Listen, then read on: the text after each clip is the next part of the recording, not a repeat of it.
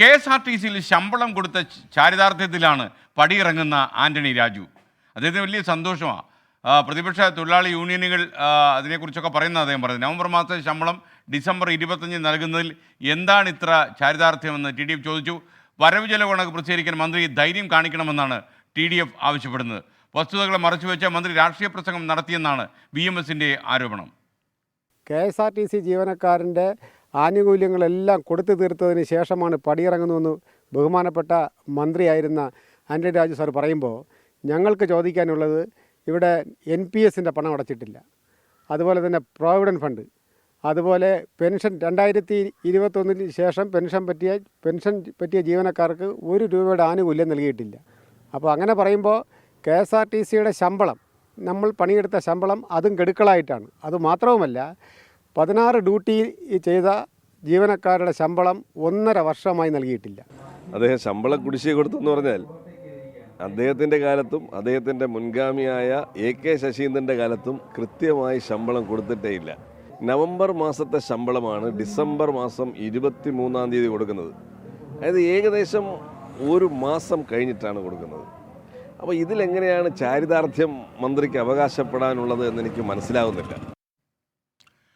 അഖിൽ ഷാ അൻസാർ കൂടുതൽ വിവരങ്ങളുമായി ചേരുന്നു. Akhil Shah, good morning and merry Christmas. പറയൂ വിശദാംശങ്ങൾ.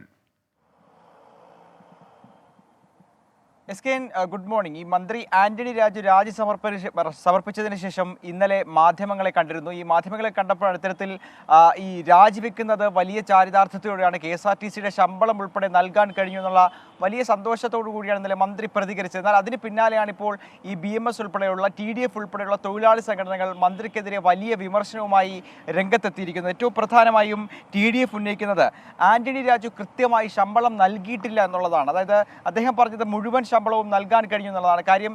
എന്നാൽ ഈ TDF ഉന്നയിക്കുന്നത് നവംബർ മാസത്തിലെ ശമ്പളമാണ് ഡിസംബറിൽ നൽകിയത്. 1 മാസം വരെ ശമ്പളം നീട്ടിക്കൊണ്ടുപോയി ഈ തൊഴിലാളികളെ നിരന്തരമായി പീഡിപ്പിക്കുന്ന ഒരു സമീപനമാണ് KSRTCയുടെയും അതുപോലെ തന്നെ മന്ത്രിയുടെയും ഭാഗത്തു നിന്നുണ്ടാകുന്നത്. അതുകൊണ്ട് തന്നെ ഇത്തരത്തിൽ തൊഴിലാളികളെ പീഡിപ്പിക്കുമ്പോൾ അതിൽ എന്ത് ചാരിതാർത്ഥ്യമാണ് മന്ത്രിക്ക് ഉണ്ടാകുന്നത് എന്നുള്ളതാണ് ഈ 2 തൊഴിലാളി സംഘടനകളും പ്രധാനമായും ചോദിക്കുന്നത്.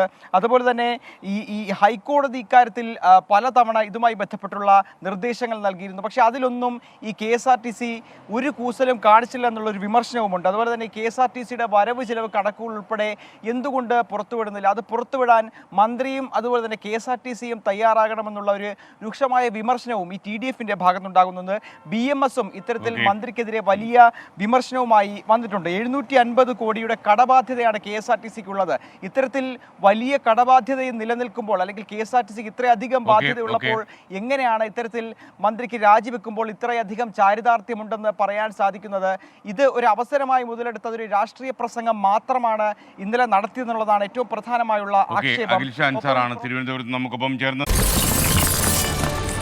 24 അഞ്ചിന്റെ വജ്രത്തിളക്കം.